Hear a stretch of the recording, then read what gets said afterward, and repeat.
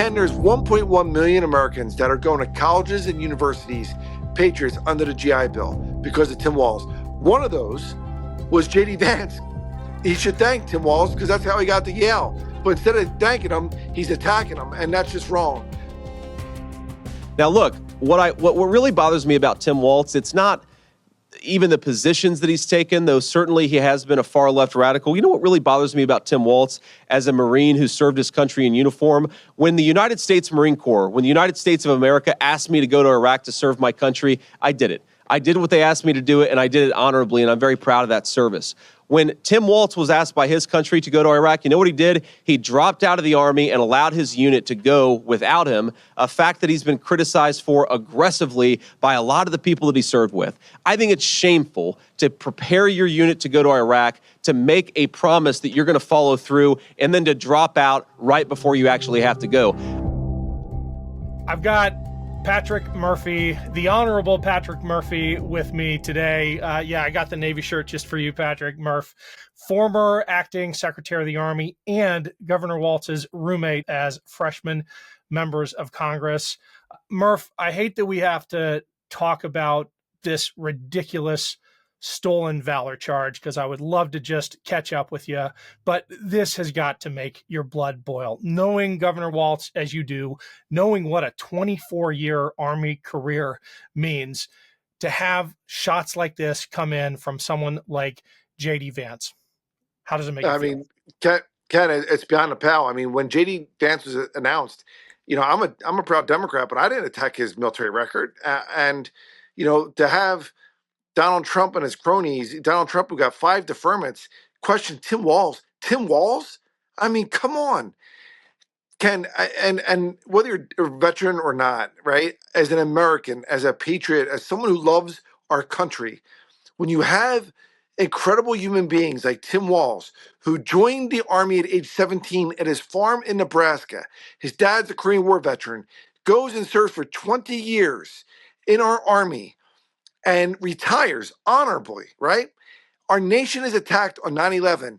He goes back in and re-enlists, even though he retired, goes back and serves another 4 years, deploys with his unit in Operation Enduring Freedom.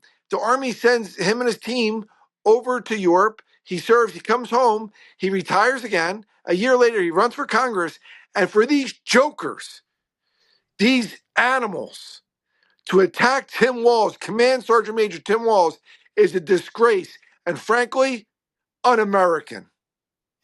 You touched on something that I think needs to be called out. You referenced JD Vance's service, right? None of us went after his service when he was announced. He was a public affairs officer, honorable service, as far as we know, in Iraq. He wasn't on the front lines. Most of us weren't, right? And he did his time and he got out.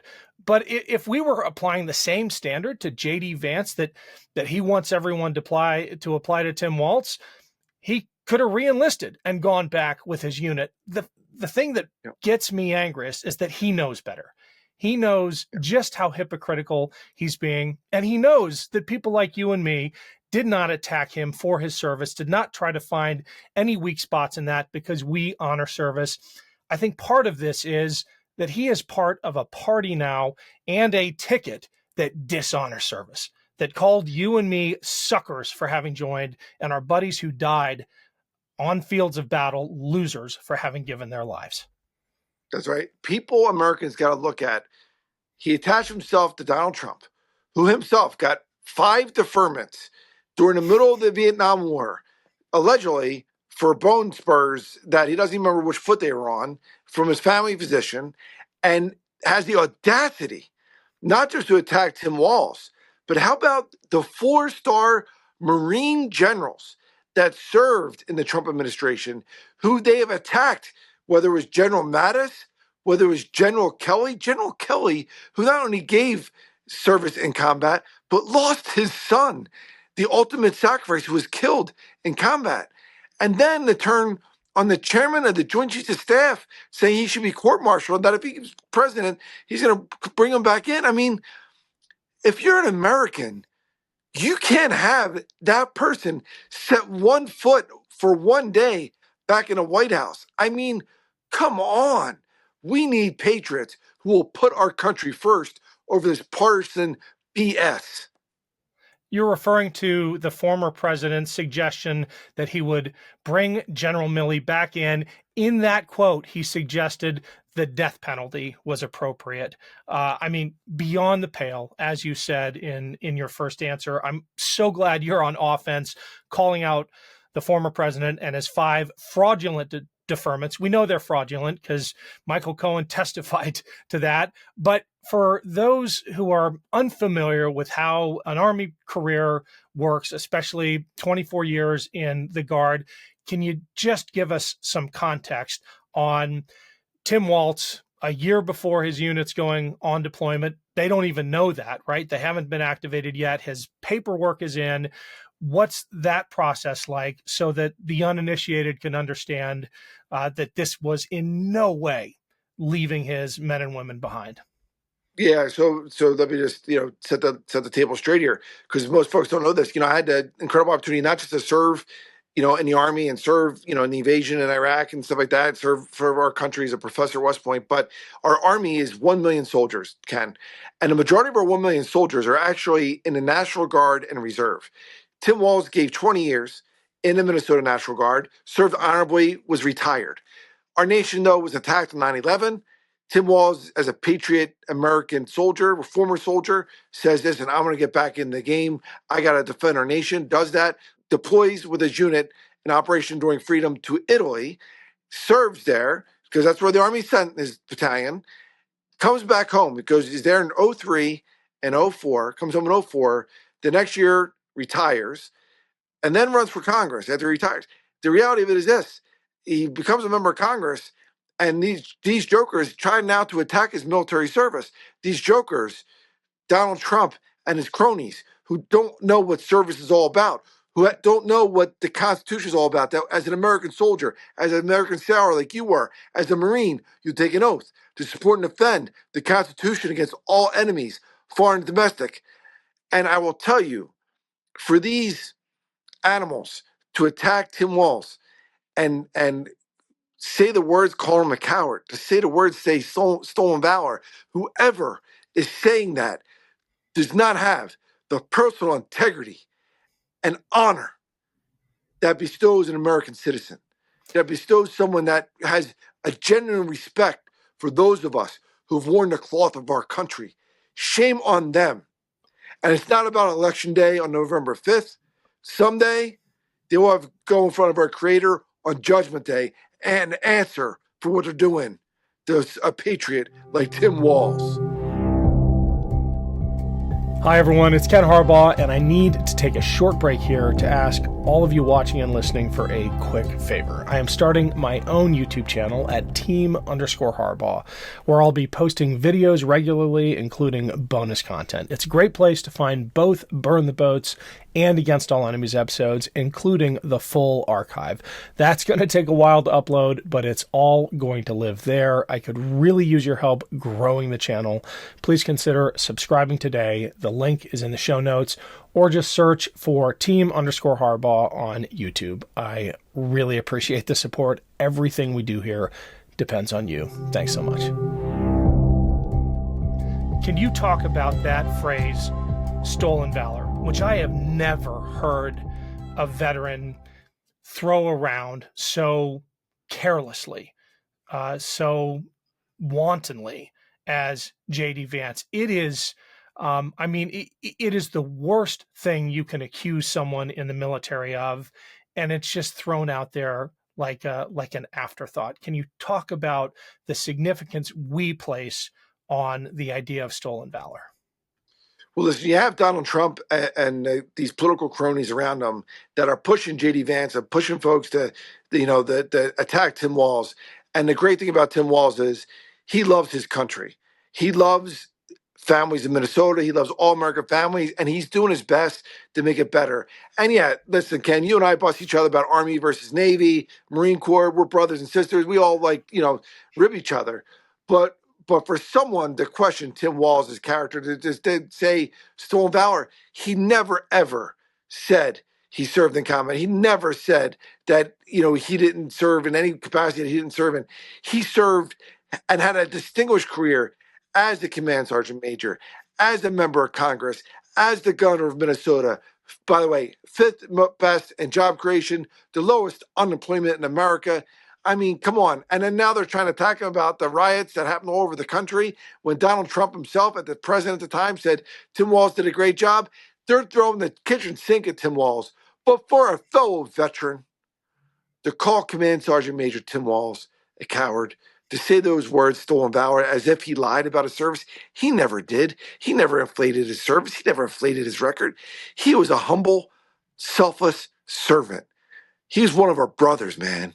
And they know better. They know that. But they are so desperate for power. They are so desperate to put a great American like Tim Walz down.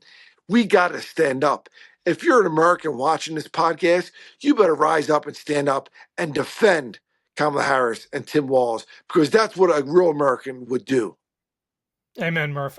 You referenced that period when Minnesota was experiencing horrible civil strife, and the president at the time, Trump, called Governor Walz and said, "You're doing a great job." I want to roll that audio right here, and I'll get your reaction to it.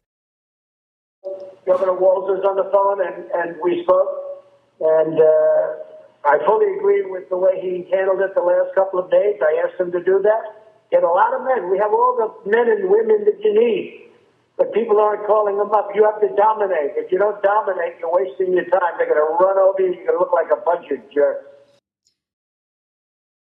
Murph, I think you're absolutely right that they are grasping at straws, because they know they're up against, in Tim Walz, a man of deep integrity and enormous competence as a governor. They're up in Kamala Harris against someone who had a career prosecuting people just like the former president. And it appears they are terrified of this ticket that the Democrats have put together against them. Yeah, and listen, I get it, Ken. They're flailing, right? And they're desperate. And it is what it is. And I get thrown a kitchen sink, but you can't question the integrity of Tim Walz. You can't question the fact that, he's done a great job, decades of his life in public service, delivering for our families, keeping our streets in Minnesota and in Minneapolis safe. I mean, and the facts, Ken, we want leaders of character in these political public service positions. And when Donald Trump and JD Vance know that there was riots when they were in charge, and when Donald Trump, and in Minnesota, them saying that Tim Walz did a great job, and they know the fact that those riots happened when they were in. When Joe Biden and Kamala Harris are, helping lead the country, there aren't riots anymore, because they know there's good people and bad people. It's not about both sides. It's about good people that believe in law-abiding citizenry and not doing bad things, and the other side. And we don't want skinheads. We don't want neo-Nazis, marching around in places like Charlottesville where Donald Trump's like, oh, they're good on both sides. Not when there's skinheads on the other side. No, sir, I don't think so. And when you look at just the sheer facts, Ken, and the American people know this, the facts are this. The crime rate in Minnesota and across America has dropped 15% under Biden-Harris than it was under Donald Trump. They don't like the facts. They don't like the hand that they were dealt, but it's their hand, their cards that they got. I apologize about that. I'll say 5 Our Fathers, 5 Hail Marys, a flag glory please. But they don't like the fact that they're flailing because they don't know how to govern. They don't know how to lead. And that's why we need a new generation of leadership in Kamala Harris and Tim Walz and so many other great Americans stepping up to the plate to lead our country in a new direction. Murph, I want to get just one last insight from you about Tim Walz as a person. You were his roommate there in DC, and I'm sure you can give us some insight on how he is as just a dad and a colleague. He's been described as America's dad. That comes across, but he's also a command sergeant major. I mean, that's like a command master chief in the Navy. And even as an officer, I was terrified of that guy. Like, Tim Walz manages to be a badass and a softie at the same time. Tell us about Tim Walz, the human being. And that's why, listen, Ken, as we, you and I and so many others are part of this post-9/11, the post-9/11 generation. Tim Walz is one of the leading voices of our generation. Tim Walz is a barrel-chested American patriot. And as you said, as my roommate, like he's a guy that's always going to be on time, is always going to be looking the part, and is a great family man. Loves his wife Gwen, Hope, and Gus, his 2 kids. And I will tell you, it's not just about who he is as a person, which is like truly someone who has a servant's heart, as the Bible says, but someone who gets things done, is willing, to bang the table, to fight for our brother and sister veterans, for our everyday families, and he's delivered. Ken, when we were going through orientation, that's when we first got to know each other. We got a really crappy apartment that was the cheapest one we could find, and I will tell you, we were brothers in Congress, and I was like, all right, well, listen, I'll go in armed services. I'll take the lead to repeal Don't Ask, Don't Tell. He went on House, what's called HVAC, the House Veterans Affairs Committee, to take the lead on the post-9/11 GI Bill.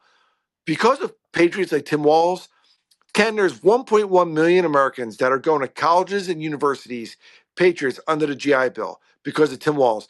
One of those was JD Vance. He should thank Tim Walz because that's how he got to Yale. But instead of thanking him, he's attacking him, and that's just wrong. But also, when I said, when I wrote the Murphy Amendment, which was the repeal of the National Hotel, we had kicked out 13,000 troops just because they were gay, and it was wrong. And it was patriots like Tim Walz who stood up and helped give those closing arguments. So now that if you're part of the LGBTQ community, you can serve openly in our army. We're not, or military. We're not going to throw you out because of who you love. We just want people who are going to do the job. And it's caused patriots like Tim Walz that put his job on the line in a conservative district in Minnesota when he could have looked the other way and people would have given him a pass. He said, no, I'm taking the oath to the Constitution. I'm going to make our country a more perfect union. And he's done it time and time again. And that's why we need to stand behind the Harris Walz ticket. Amen. Well, Murph, we're going to help get that word out as soon as America gets to know Governor Walz. I think they're going to love him like we do. Great having you on. Let's do it again. Thanks, brother. Appreciate you, man. It's Ken Harbaugh with the Midas Touch Network, and I have some great news to share with you. Apple TV's #1 feature documentary, Against All Enemies, which I co-produced with Sebastian Junger and Ben Meiselas, is coming to Midas Touch. Many of you have seen it already. Thank you for making it such a huge hit. Now this entire Midas Touch audience can see it for free without commercials for a limited time. Please help spread the word. If ever we needed to understand the threats posed by violent extremism and election denialism, it's now. Thanks for all your support. Here's the trailer for the Midas Touch network premiere of Against All Enemies. 3, 2, 1, go. There are places in our military where we are trained to start and fuel insurgencies. That's the same kind of they've been doing their whole career. Now they're doing it here inside the United States.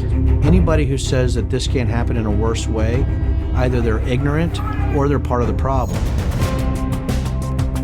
Today, domestic terrorism is the greatest terrorist threat facing the United States. The CIA has this tool where they measure levels of insurgency, and if you just apply the tool to the US, we are in an incipient insurgency. You want your house back? Take it! How did I end up on one side of that door, and my fellow veterans, how did they end up on the other side of that door?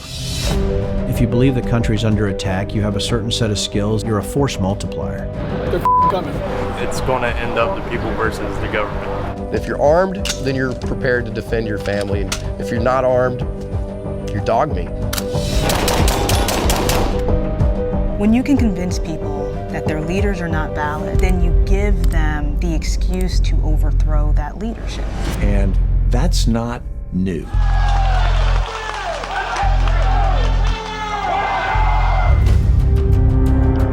The issue is that the people that we are identifying as extremists, they're identifying as patriots or freedom fighters. It almost sounds like I'm talking about terrorism right now. Everyone becomes more violent in the aftermath of warfare. What we don't know is what happens when we're talking about a 20-year war. I hope that people are scared, because being scared motivates people. This is how countries fall apart. Oh my God! I could see a civil war. And this fight that's far from over, and it may never be over. I, Lisa Fon, do solemnly swear Support the Constitution of the United States against all enemies, Foreign and domestic. So help me God. So help me So God. help me God.